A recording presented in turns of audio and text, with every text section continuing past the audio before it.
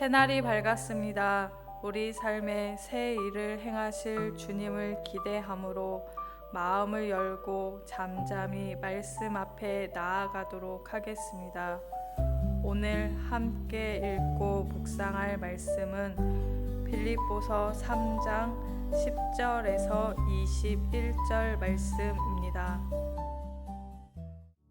내가 그리스도와 그 부활의 권능과 그 고난에 참여함을 알고자 하여 그의 죽으심을 본받아 어떻게 해서든지 죽은 자 가운데서 부활에 이르려 하노니 내가 이미 얻었다 함도 아니요 온전히 이루었다 함도 아니라 오직 내가 그리스도 예수께 잡힌 바 된 그것을 잡으려고 달려가노라.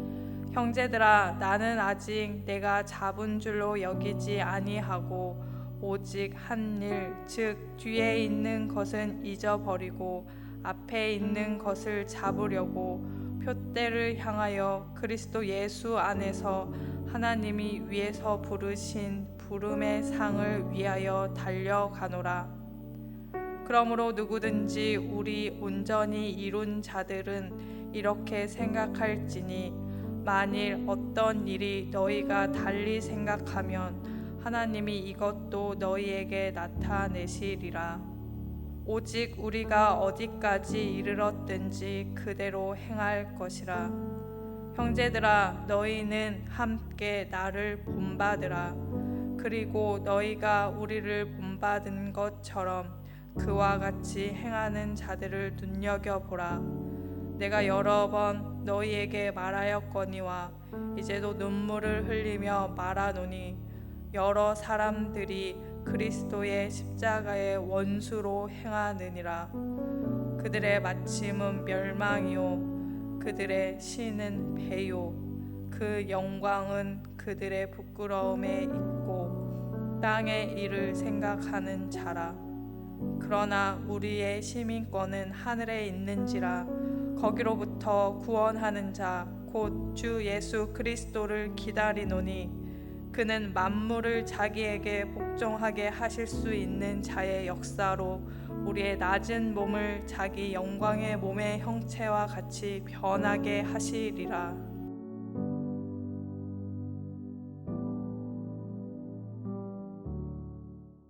빌립보 교회는 바울에게 특별했습니다. 그들은 바울의 선교 사역을 물리적으로 돕고 바울이 복음을 전하는 과정에서 큰 위로와 기쁨이 되어준 교회였습니다.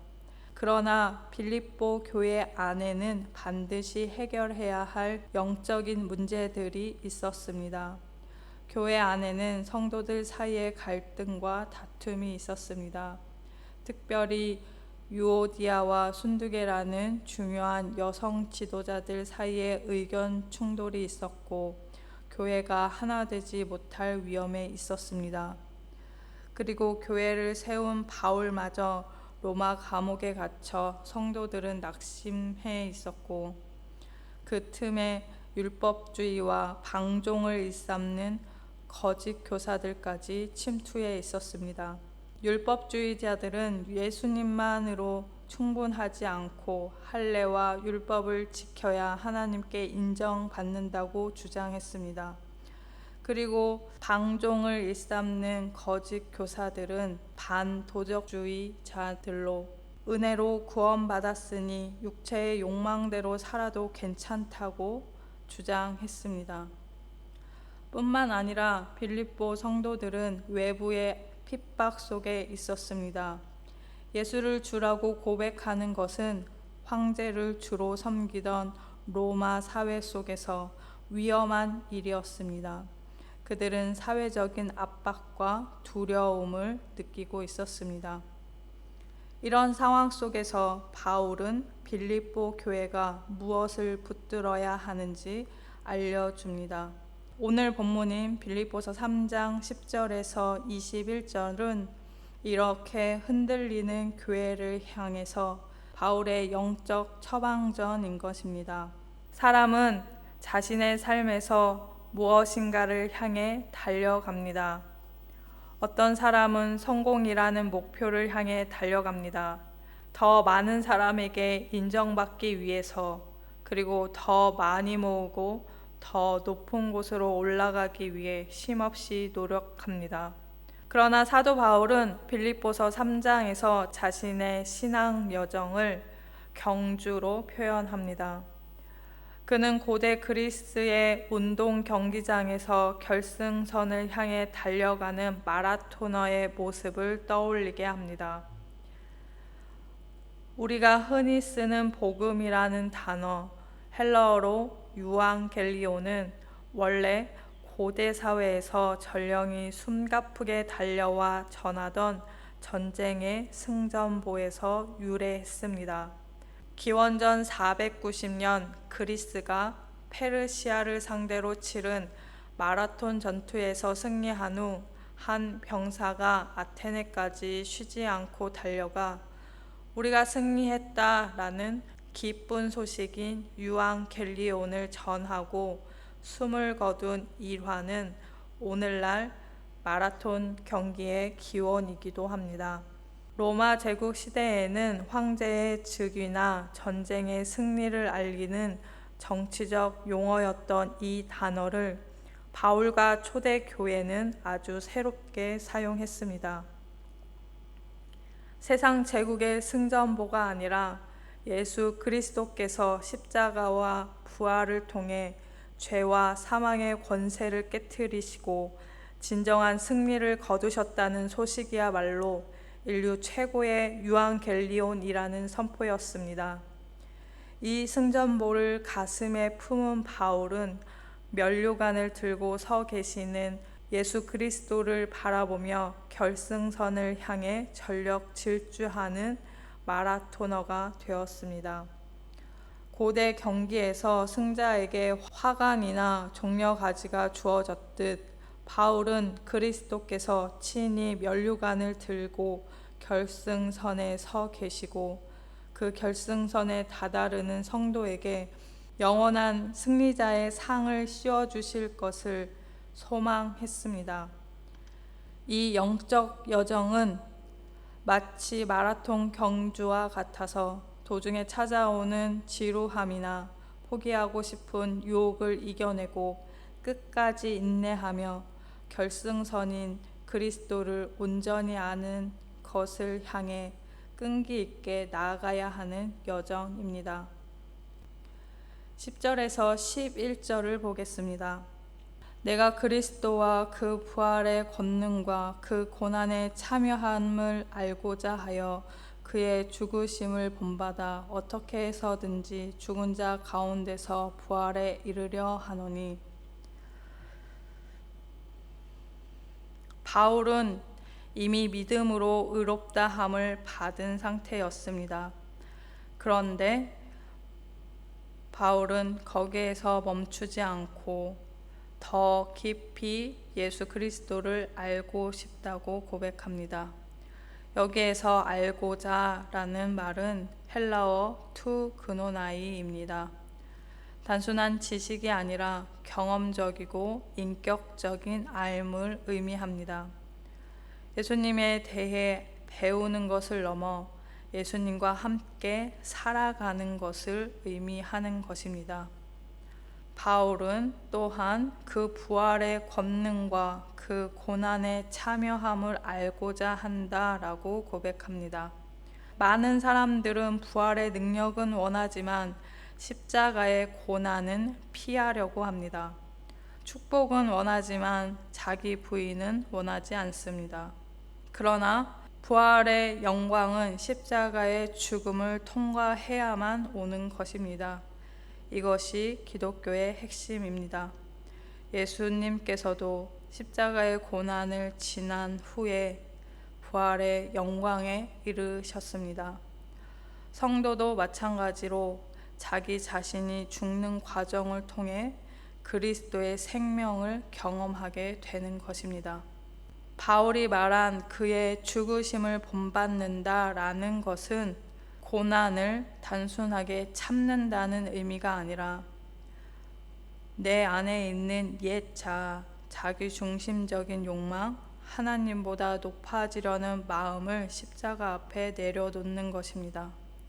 참된 신앙은 내가 더 강해지는 것이 아니라 내가 죽고 예수 그리스도가 살아나는 것입니다.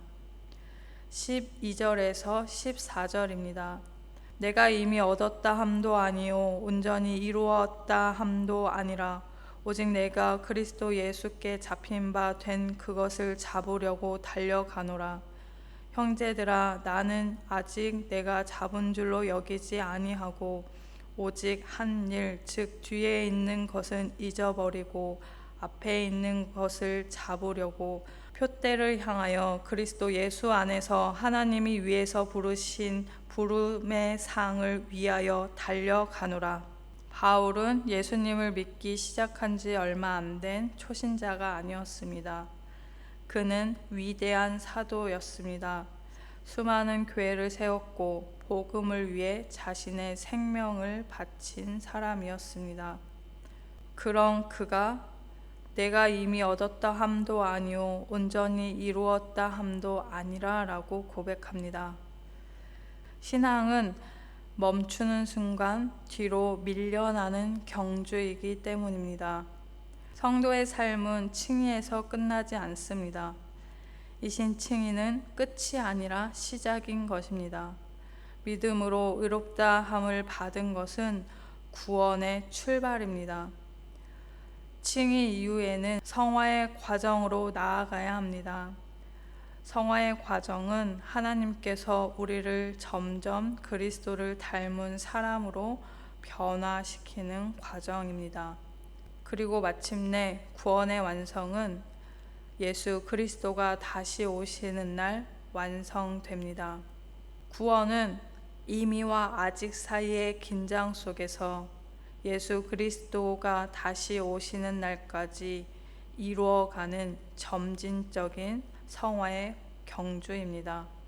그래서 바울은 뒤에 있는 것은 잊어버리고 앞으로 달려 나아간다고 말합니다. 마라토너는 달리는 동안 뒤를 돌아보지 않습니다. 이미 지나온 시간이 아무리 화려하든 아무리 고통스러웠든 결승선을 향해 오직 앞만 보고 달려가는 것입니다. 바울은 당시 유대 사회와 세상의 기준에서 누구나 부러워했던 7가지 항목을 배설물 물처럼 버렸다고 표현했습니다. 인간적인 조건이나 종교적인 성취로 볼 때 7가지는 엄청난 이익이었습니다. 그러나 바울은 다메섹 도상에서 예수님을 만난 후 가치관이 완전히 뒤바뀌었습니다. 내주 그리스도 예수를 아는 지식이 가장 고상하기 때문에 과거에 자신에게 유익했던 그 모든 것을 도리어 해로 여길 뿐만 아니라 배설물로 여긴다고 고백합니다. 왜냐하면 과거가 현재의 믿음을 방해할 수 있기 때문입니다. 어떤 사람은 실패 때문에 앞으로 나아가지 못합니다. 또 어떤 사람은 과거의 성공 때문에 앞으로 전진하지 못합니다. 그러나 믿음의 사람은 과거가 아니라 그리스도를 바라보는 것입니다. 바울은 상체를 앞으로 내밀며 오직 결승선만 바라보고 달리는 데 집중합니다. 바울의 목표는 위에서 부르신 부름의 상이었습니다. 이 상은 세상이 주는 보상이 아닙니다. 결승선에서 하나님이 씌워주실 궁극적인 보상, 즉 영생과 구원의 완성이라는 부르심의 상입니다. 15절에서 17절입니다. 그러므로 누구든지 우리 온전히 이룬 자들은 이렇게 생각할지니 만일 어떤 일에 너희가 달리 생각하면 하나님이 이것도 너희에게 나타내시리라. 오직 우리가 어디까지 이르렀든지 그대로 행할 것이라. 형제들아, 너희는 함께 나를 본받으라. 그리고 너희가 우리를 본받는 것처럼 그와 같이 행하는 자들을 눈여겨보라. 바울은 공동체가 함께 달리라고 말합니다. 성도의 경주는 개인 경기가 아니라 믿음의 공동체와 함께 달리는 경주입니다. 교회 안에는 신앙의 성숙도에 따라 생각이 다른 성도들이 늘 있습니다. 그러나 중요한 것은 같은 방향을 바라보는 것입니다. 바울은 자신의 생각을 억지로 강요하거나 정죄하지 않고 성령님께서 친히 깨우쳐 주실 것이라는 하나님의 인도하심을 신뢰하며 겸손히 하나님의 가르침을 기다리라고 말합니다. 그리고 변명하거나 나태해지지 말고 어디까지 이르든지 그대로 행하라고 권면합니다. 여기에서 행할 것이라의 헬라어 스토이케이는 본래 군대에서 줄을 맞추다, 보조를 맞추다 라는 뜻입니다. 즉 각자의 신앙 분량과 이미 깨달은 진리의 보폭에 맞추어서 서로 조화와 협력을 이루며 한 방향으로 흔들림 없이 전진하라는 것입니다. 이어지는 17절에서 바울은 눈에 보이지 않는 경주를 바르게 완주하기 위해 실제적인 역할 모델을 따르라고 말합니다. 신약 성경이 완성되기 전이었던 초대교회 당시에는 눈으로 보고 배울 그리스도인의 실제적인 역할 모델이 반드시 필요했기 때문입니다. 바울이 나를 본받으라고 한 것은 자신이 완벽해서가 아니라 올바른 방향을 가리키는 이정표로 내세운 것입니다. 그리스도를 얻기 위해 세상의 특권을 버리고 고난에 동참하며 전력 질주하는 자신의 신앙 자세를 본받으라는 것입니다. 그는 그리스도에 이르게 하는 본의 사닥다리를 타라고 말합니다. 함께 나를 본받으라 라고 말한 것은 세상의 거짓 가치관에 홀로 맞서지 말고 바른 이정표를 따라 살아가는 믿음의 선배 및 동역자들을 주의 깊게 관찰하며 그들과 함께 긴밀하게 연대하여 진리를 모방하는 자들이 되라는 말입니다. 좋은 믿음의 모델은 사람을 자신에게 묶어두지 않고 그리스도를 바라보게 합니다. 오늘날 우리에게도 믿음의 선배가 필요합니다. 그리고 우리 또한 누군가에게 믿음의 본이 되어야 합니다. 바울은 마지막 구절에서 두 종류의 사람을 말합니다. 18절입니다. 내가 여러 번 너희에게 말하였거니와 이제도 눈물을 흘리며 말하노니 여러 사람들이 그리스도의 십자가의 원수로 행하느니라. 먼저 한 종류의 사람은 십자가의 원수입니다. 그들의 특징은 세 가지인데 19절입니다. 그들의 마침은 멸망이요 그들의 신은 배요 그 영광은 그들의 부끄러움에 있고 땅의 일을 생각하는 자라. 그들의 특징은 세 가지인데 그들의 신은 배입니다. 자신의 욕망과 만족이 삶의 중심인 자들입니다. 그들은 죄를 부끄러워하지 않고 오히려 자랑합니다. 또한 그들은 영원한 하나님 나라보다 눈앞의 성공과 만족을 바라보며 땅의 일을 생각합니다. 그리고 그들은 결국 멸망합니다. 두 번째 종류 사람들은 하늘의 시민권이 있는 사람들입니다. 20절입니다. 그러나 우리의 시민권은 하늘에 있는지라 거기로부터 구원하는 자 곧 주 예수 그리스도를 기다리노니. 빌립보는 로마의 식민지였습니다. 빌립보 사람들은 로마 시민권을 매우 자랑스럽게 여겼지만 바울은 말합니다. 진짜 시민권은 로마가 아니라 하늘에 있다. 하늘 시민이라는 것은 세상을 떠나 산다는 뜻이 아니라 이 땅에서 하늘의 가치로 살아간다는 뜻입니다. 불의 앞에서 정직하게 살고 사랑으로 이웃을 섬기며 자기 욕망보다 하나님의 뜻을 선택하는 사람들입니다. 하늘 시민권을 가진 사람들은 미래를 소망하며 살아갑니다. 이런 자들이 예수 그리스도를 기다립니다. 마지막 때에 그 기다린 자들에게 예수님이 오셔서 약속을 이루십니다. 마지막 절인 21절입니다. 그는 만물을 자기에게 복종하게 하실 수 있는 자의 역사로 우리의 낮은 몸을 자기 영광의 몸의 형체와 같이 변하게 하시리라. 지금 우리의 몸은 연약해서 늙고 병들고 죽음으로 이르게 됩니다. 그러나 마지막 때에 예수님께서 다시 오시면 우리의 낮은 몸은 영광의 몸으로 변화될 것입니다. 이것이 하늘 시민권을 가진 자들이 품을 소망입니다. 여러분, 지금 어떤 결승선을 향해 달려가십니까? 성도는 과거에 붙잡힌 사람도 세상의 가치관에 끌려가는 사람도 아닙니다. 하늘 시민권을 가진 사람들은 십자가를 지나 부활의 영광을 바라보며 예수 그리스도를 향해 달려가는 사람들입니다.